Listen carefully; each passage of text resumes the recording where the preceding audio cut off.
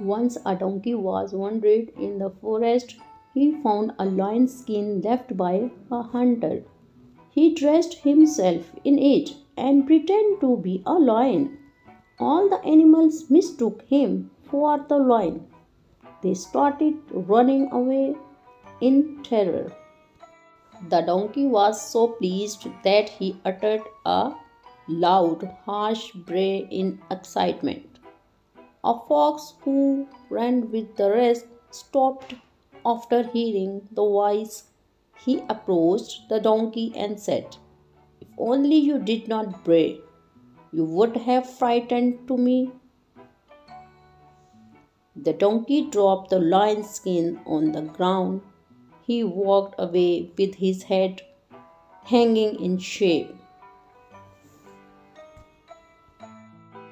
The moral of the story is clothes may disguise a fool, but his words will give him away.